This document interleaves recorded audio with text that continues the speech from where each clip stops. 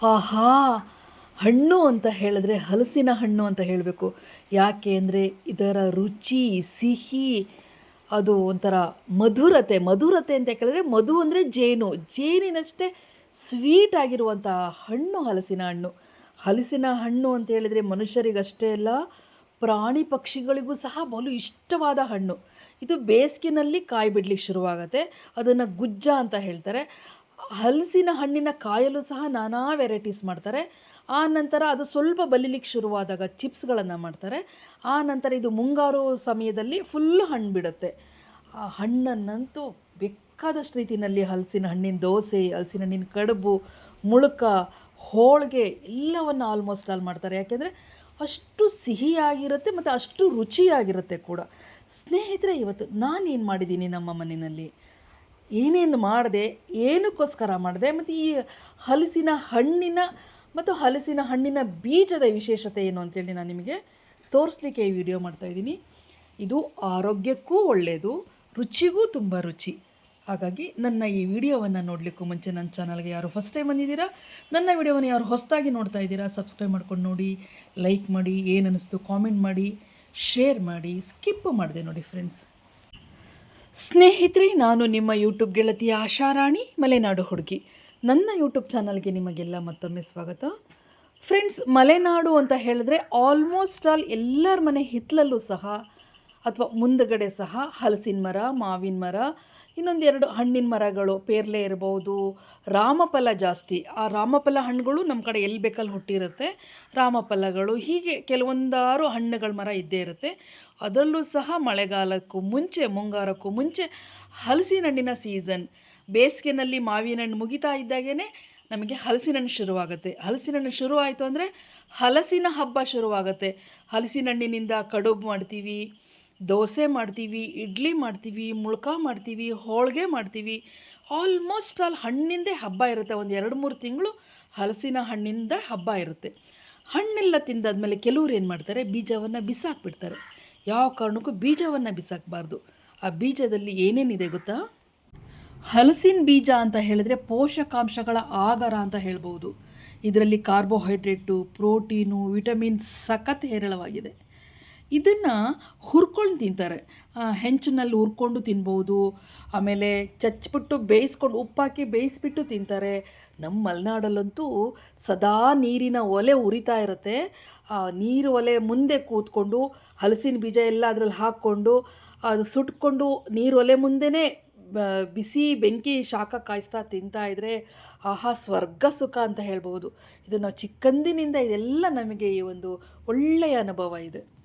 ಈ ಹಲಸಿನ ಬೀಜ ಎಷ್ಟು ಉಪಯೋಗಕಾರಿ ಅಂತ ಹೇಳಿದರೆ, ಇದು ಮೂಳೆಗಳನ್ನು ಬಲವರ್ಧನೆ ಮಾಡುತ್ತೆ. ಈ ಹಲಸಿನ ಬೀಜದಲ್ಲಿ ಮೆಗ್ನೀಷಿಯಂ ಮತ್ತು ಕ್ಯಾಲ್ಶಿಯಂ ಇರೋದರಿಂದ ಇದು ಮೂಳೆಗಳನ್ನು ಗಟ್ಟಿ ಮಾಡುತ್ತೆ ಮತ್ತು ರಕ್ತಹೀನತೆಯನ್ನು ತಡೆಗಟ್ಟುತ್ತೆ. ಇದರಲ್ಲಿ ಕಬ್ಬಿಣಾಂಶ ಸಖತ್ತಾಗಿ ಹೇರಳವಾಗಿದೆ. ಹಾಗಾಗಿ ದೇಹದಲ್ಲಿ ಕೆಂಪು ರಕ್ತ ಕಣಗಳನ್ನು ಕಡಿಮೆ ಆಗಿದ್ದರೆ ಈ ಹಲಸಿನ ಬೀಜ ತಿಂದರೆ ಹಿಮೋಗ್ಲೋಬಿನ್ ಅತಿ ಹೆಚ್ಚಾಗುತ್ತೆ. ಇದು ಮತ್ತು ಚರ್ಮ ಮತ್ತು ಕೂದಲಿನ ಒಂದು ರಕ್ಷಕ ಅಂತಲೂ ಹೇಳ್ಬೋದು. ಇದರಲ್ಲಿ ನಾರಿನಂಶ ಸಖತ್ತು ತುಂಬ ಇದೆ. ಹಾಗಾಗಿ ಇದರಲ್ಲಿರುವ ಆ್ಯಂಟಿ ಆಕ್ಸಿಡೆಂಟ್ಗಳು ಚರ್ಮದ ಸುಕ್ಕುಗಳನ್ನು ನಿವಾರಿಸ್ಕೊಂಡು ಏನು ಏಜ್ ಆಗ್ತಾರಲ್ಲ ಅದನ್ನು ಒಂದು 10 ವರ್ಷ ಹಿಂದೆನ ದುಡುವಂಥ ಶಕ್ತಿ ಈ ಹಲಸಿನ ಬೀಜಕ್ಕಿದೆ. ಹಲಸಿನ ಬೀಜ ತಿನ್ನೋದ್ರಿಂದ 30 ವರ್ಷದವರು 20 ವರ್ಷ ಥರ ಕಾಣಿಸ್ತಾರೆ, 40 ವರ್ಷದವರು 30 ವರ್ಷದವ್ರ ಥರ ಕಾಣಿಸ್ತಾರೆ. ಆ ಥರ ಚರ್ಮವನ್ನು ಸುಕ್ಕುಗಟ್ಟೋದನ್ನು ಹೋಗಲಾಡಿಸುತ್ತೆ. ಜೊತೆಗೆ ಕೂದಲನ್ನು ಹೇರಳವಾಗಿ ಬೆಳೆಸುವಂಥ ಶಕ್ತಿ ನಮ್ಮ ಹಲಸಿನ ಬೀಜದಲ್ಲಿದೆ. ಇಂತಹ ಹಲಸಿನ ಬೀಜವನ್ನು ನಾವು ಯಾವತ್ತೂ ಬಿಸಾಕಲ್ಲ. ಎಷ್ಟು ಹಣ್ಣು ತಿಂದರೂ ಸಹ ಆ ಬೀಜಗಳನ್ನು ಹಾಗೆ ಇಟ್ಕೊಂಡು ಒಂದೊಂದು ದಿನ ಒಂದೊಂದು ರೀತಿ ವೆರೈಟೀಸ್ ಅಡುಗೆ ಮಾಡಿಕೊಂಡು ನಾವು ತಿಂತೀವಿ. ಈಗ ನಾನು ಹಲಸಿನ ಬೀಜದಲ್ಲಿ ಏನೇನು ಮಾಡಿದ್ದೀನಿ, ಹೇಗೆ ಮಾಡಿದ್ದೀನಿ, ಎಷ್ಟು ರುಚಿಯಾದ ಒಂದು ರೆಸಿಪಿ ಮಾಡಿದ್ದೀನಿ ಅಂತೇಳಿ ನಿಮಗೆ ತೋರಿಸ್ತೀನಿ. ಬನ್ನಿ ಸ್ನೇಹಿತರೆ, ಈ ಹಲಸಿನ ಬೀಜದ ಬಗ್ಗೆ ನಿಮಗೂ ಏನು ಗೊತ್ತು, ನೀವು ಏನೇನು ಮಾಡ್ತೀರಾ ಅಂಥೇಳಿ ದಯವಿಟ್ಟು ಒಂದು ಕಾಮೆಂಟ್ ಮೂಲಕ ನನಗೆ ತಿಳಿಸಿ. ನನಗೂ ಸಹ ನಿಮ್ಮ ಕಡೆ ಯಾವ ರೀತಿ ಮಾಡ್ತಾರೆ ಅಂಥೇಳಿ ಗೊತ್ತಾಗುತ್ತೆ. ಸ್ನೇಹಿತರೆ, ನಾನಿಲ್ಲಿ ಬರೀ ಹಲಸಿನ ಬೀಜ ಹಾಕಿ ಮಾಡಿಲ್ಲ. ಯಾಕೆಂದರೆ ಮಡಿಕೆ ಕಾಳನ್ನು ನೆನೆಸಿಟ್ಕೊಂಡಿದ್ದೆ. ರಾತ್ರಿ ಮಡಿಕೆ ಕಾಳನ್ನು ಮಿಕ್ಸ್ ಮಾಡ್ತಾಯಿದ್ದೀನಿ. ಯಾಕೆ ಅಂತ ಹೇಳಿದ್ರೆ ಬರೀ ಹಲಸಿನ ಬೀಜ ಹಾಕಿದ್ರೆ ಒದಗೋದು ಇಲ್ಲ, ಜೊತೆಗೆ ಸೇಮ್ ನಾರ್ಮಲ್ ಟೇಸ್ಟು. ಜೊತೆಗೆ ಅದಕ್ಕೆ ಹಾಗಾಗಿ ನಾನು ಮಡಿಕೆ ಕಾಳನ್ನು ನೆನೆಸಿ ಅದ್ರ ಜೊತೆಗೆ ಹೀರೆಕಾಯಿ ಮತ್ತು ಸ್ವಲ್ಪ ನಮ್ಮ ಬೇಲಿಯಲ್ಲೇ ಬಿಟ್ಟಂತಹ ತೊಂಡೆಕಾಯಿ ಇತ್ತು. ಹಾಗಾಗಿ ಸ್ವಲ್ಪ ತೊಂಡೆಕಾಯಿನೂ ಸಹ ಹಾಕಿದ್ದೀನಿ. ಇದು ನಮ್ಮ ಬೇಲಿಯಲ್ಲೇ ಬಿಟ್ಟಂತಹ ತೊಂಡೆಕಾಯಿ ತುಂಬ ಚೆನ್ನಾಗೇ ಬಳ್ಳಿ ಹಬ್ಬಿದೆ.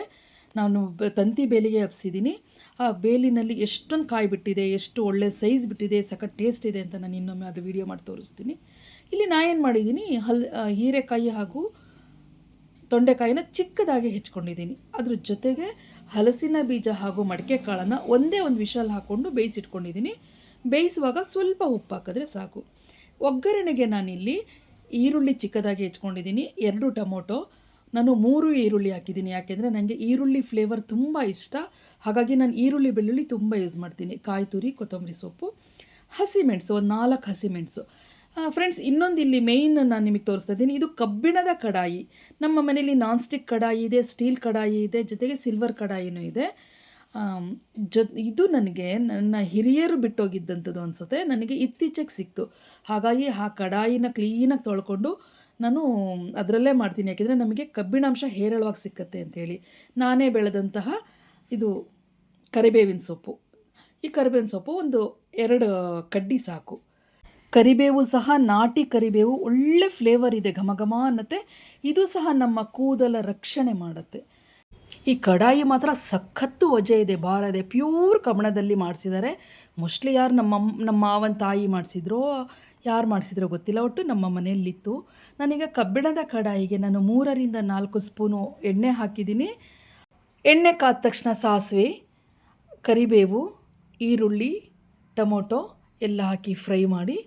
ಆಲ್ಮೋಸ್ಟ್ ಆಲ್ ಎಲ್ಲ ಹೆಣ್ಮಕ್ಳಿಗೂ ಗೊತ್ತು, ಸ್ಟೆಪ್ ಬೈ ಸ್ಟೆಪ್ ಯಾವ್ದು ಫಸ್ಟ್ ಹಾಕಿ ಫ್ರೈ ಮಾಡಬೇಕು, ಯಾವ್ದು ಸೆಕೆಂಡ್ ಹಾಕಿ ಫ್ರೈ ಮಾಡಬೇಕು ಅಂತೇಳಿ ಆಲ್ಮೋಸ್ಟ್ ಆಲ್ ಎಲ್ಲರಿಗೂ ಗೊತ್ತೇ ಇರುತ್ತೆ. ಅದನ್ನೇನು ವಿಶೇಷವಾಗಿ ನಾವು ಹೇಳಬೇಕು ಅಂತೇನಿಲ್ಲ. ಫಸ್ಟ್ ಯಾವ್ದು ಹಾಕಬೇಕು, ಸೆಕೆಂಡ್ ಯಾವ್ದು ಹಾಕಬೇಕು, ಎಲ್ಲ ಒಂದು ಸೇಮ್ ಮೆಥಡ್ಸೇ ಇರುತ್ತೆ.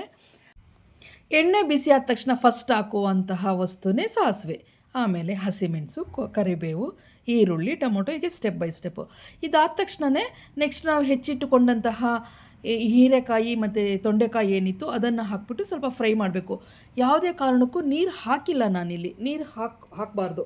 ಯಾಕೆ ನಾನು ನೀರು ಹಾಕಿಲ್ಲ ಅಂತ ಹೇಳಿ ನಾನು ಹೇಳ್ತೀನಿ. ಇದನ್ನು ಫುಲ್ಲು ಎಣ್ಣೆಯಲ್ಲಿ ಸಂಪೂರ್ಣವಾಗಿ ಬಾಡಿಸ್ಕೊಳ್ಬೇಕು. ಅಂದರೆ ಅದರ ಹಸಿ ವಾಸನೆ ಎಲ್ಲ ಹೋಗುವಷ್ಟು ಬಾಡಿಸ್ಕೊಂಡ್ರೆ ರುಚಿ ಜಾಸ್ತಿ. ಈರುಳ್ಳಿ, ಟೊಮೊಟೊ ಬಾಡಿಸಿದ ಮೇಲೆ ನಾವು ಹೆಚ್ಚಿಟ್ಕೊಂಡಂತಹ ಹೀರೆಕಾಯಿ ಹಾಗೂ ತೊಂಡೆಕಾಯಿನ ಹಾಕ್ಬಿಟ್ಟು ಸ್ವಲ್ಪ ಫ್ರೈ ಮಾಡಬೇಕು. ಎಣ್ಣೆಯಲ್ಲೇ ಫ್ರೈ ಮಾಡಬೇಕು. ಯಾವುದೇ ಕಾರಣಕ್ಕೂ ಇಲ್ಲಿ ನಾನು ನೀರನ್ನು ಹಾಕಿಲ್ಲ. ಏನಕ್ಕೆ ಹಾಕಿಲ್ಲ ಅಂತೇಳಿ ನಾನು ಮುಂದೆ ತೋರಿಸ್ತೀನಿ ನೋಡಿ. ನೀವು ಸಹ ನೀರು ಹಾಕಬೇಡಿ. ನೀರು ಹಾಕ್ಬಿಟ್ರೆ ಅದು ರುಚಿನೇ ಕೆಟ್ಟೋಗ್ಬಿಡುತ್ತೆ. ಸ್ವಲ್ಪ ಹೀರೆಕಾಯಿ ಹಾಗೂ ಮತ್ತು ತೊಂಡೆಕಾಯಿ ಸ್ವಲ್ಪ ಬಾಡಿಸಿದ ಮೇಲೆ, ಹೀರೆಕಾಯಿ ಆಗಿ ತೊಂಡೆಕಾಯಿ ತುಂಬ ಸ್ಮೂತ್ ವೆಜಿಟೇಬಲ್ ಆಗಿರೋದ್ರಿಂದ ಅದು ಬೇಗ ಎಣ್ಣೆನಲ್ಲೇ ಬೇಗ ಬೆಂದ್ಬಿಡುತ್ತೆ. ಈಗ ಅದನ್ನು ಸ್ವಲ್ಪ ಬಾಡಿಸ್ಕೊಂಡು ಈಗ ಬೇಯಿಸಿಟ್ಕೊಂಡಂತಹ ಹಲಸಿನ ಬೀಜ ಹಾಗೂ ಮಡಿಕೆ ಕಾಳನ್ನು ಹಾಕಬೇಕು. ಮಡಿಕೆ ಕಾಳು ಹಾಗೂ ಹಲಸಿನ ಬೀಜ ಬೇಯಿಸುವಾಗ ಒಂದು ಲೋಟದಷ್ಟು ನೀರು ಹಾಕ್ಬಿಟ್ಟು ಸ್ವಲ್ಪ ಉಪ್ಪು ಹಾಕಿ ಬೇಯಿಸಿಟ್ಕೊಂಡಿದ್ದೆ. ಆ ನೀರನ್ನು ಒಂದು ಕಡೆ ತೆಗೆದಿಟ್ಕೊಂಡಿದ್ದು ಏನಾಗುತ್ತೆ ಗೊತ್ತಾ, ಈಗ ನಾವು ಹಲಸಿನ ಬೀಜ ಹಾಗೂ ಮಡಿಕೆ ಕಾಳು ಹಾಕಿ ಬೇಯಿಸ್ಕೊಂಡು ಅದಕ್ಕೆಲ್ಲ ಮಿಕ್ಸ್ ಮಾಡಿಕೊಂಡು ಸ್ವಲ್ಪ ಅದೆಲ್ಲ ಸಾಟಿ ಆಗೋವರೆಗೂ, ಅಂದರೆ ಎಲ್ಲ ಮಿಕ್ಸ್ ಹಾಕ್ಕೊಂಡು ಎಲ್ಲ ಸೆಟ್ ಆಗೋವರೆಗೂ ಸ್ವಲ್ಪ ಕದಡ್ಬಿಟ್ಟು ಒಂದು 5 ನಿಮಿಷ ಬಿಟ್ಟು ಏನು ಬೇಯಿಸಿಟ್ಕೊಂಡಿರ್ತೀನಲ್ವ ಮಡಿಕೆ ಕಾಳನ್ನು ಹಾಗೂ ಹಲಸಿನ ಬೀಜವನ್ನು ಬೇಯಿಸಿಟ್ಟುಕೊಂಡಂತಹ ನೀರನ್ನು ನಾವು ಇದಕ್ಕೆ ಹಾಕಬೇಕು. ಏನಕ್ಕೆ ಅಂತ ಹೇಳಿದ್ರೆ, ಈ ನೀರನ್ನು ಏನಕ್ಕೆ ಹಾಕ್ಬೇಕಂದ್ರೆ ಬೇರೆ ನೀರು ಹಾಕಿದ್ರೆ ಸಪ್ಪೆ ಬಂದ್ಬಿಡುತ್ತೆ.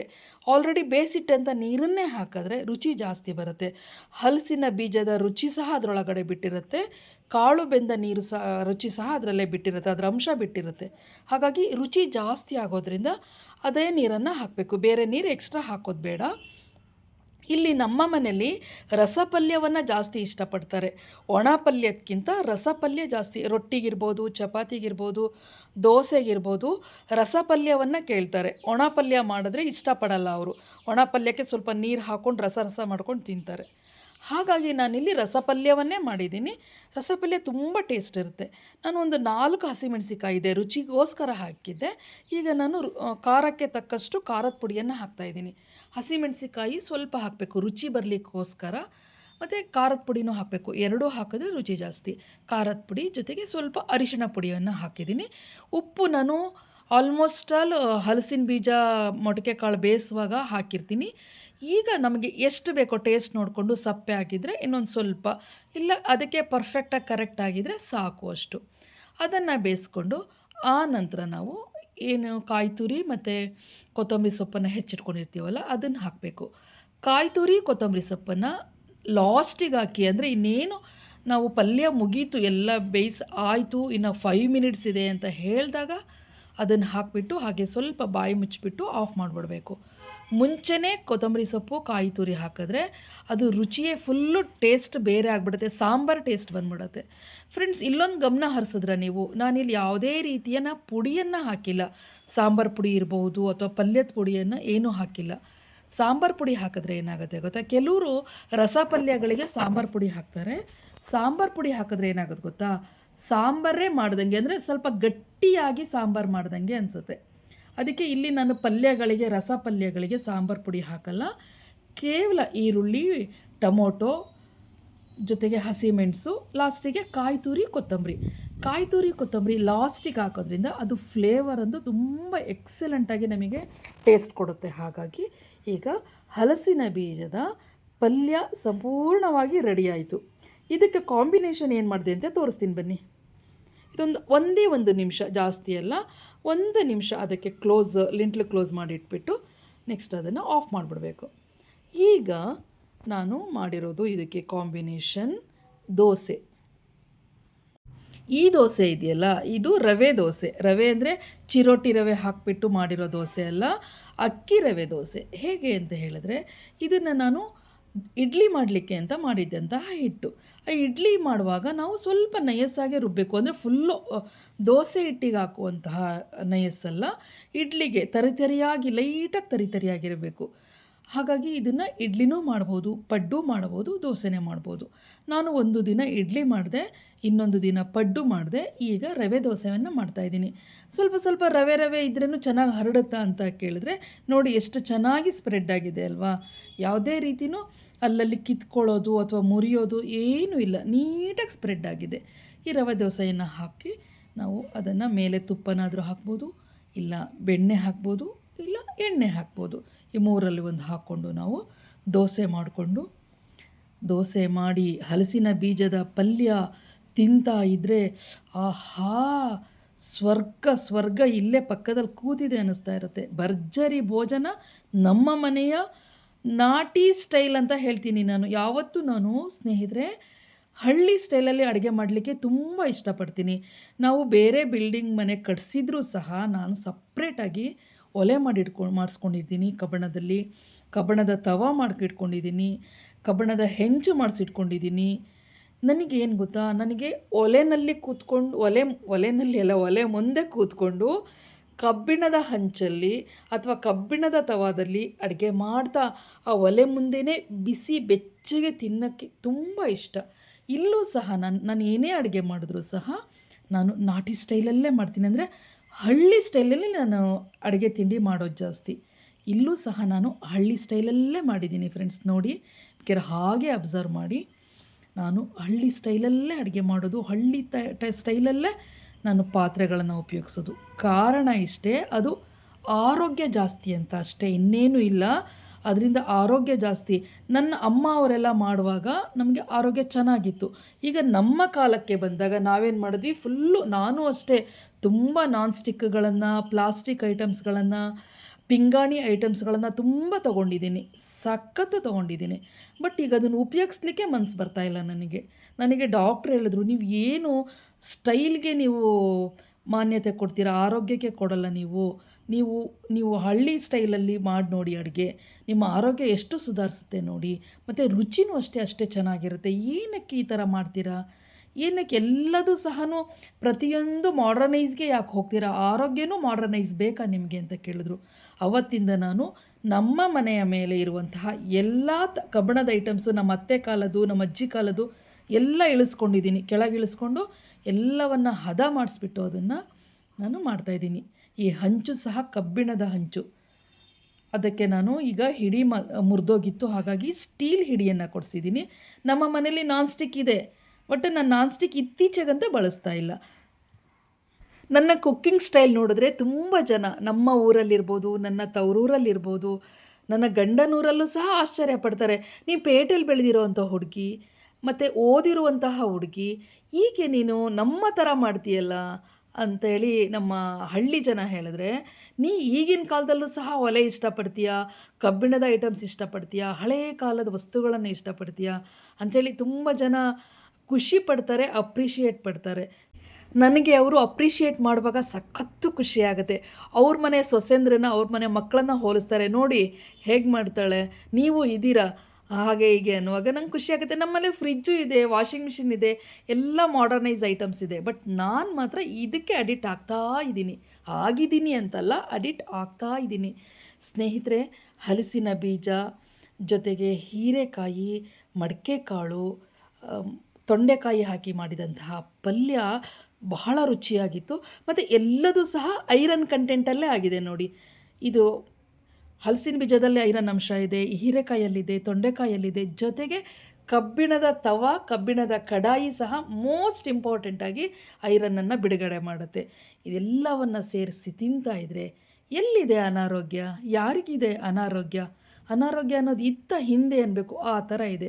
ನನ್ನ ವಿಡಿಯೋ ನಿಮಗೆ ಏನು ಅನ್ನಿಸ್ತು ಅಂತೇಳಿ ದಯವಿಟ್ಟು ಕಾಮೆಂಟ್ ಮೂಲಕ ತಿಳಿಸಿ. ನನ್ನ ವಿಡಿಯೋ ನೋಡಿದ ನಿಮ್ಮೆಲ್ಲರಿಗೂ ಹೃದಯಪೂರ್ವಕ ಧನ್ಯವಾದಗಳು. ಲೈಕ್, ಸಬ್ಸ್ಕ್ರೈಬ್, ಕಾಮೆಂಟ್, ಶೇರ್ ಮಾಡಿ ಪ್ಲೀಸ್.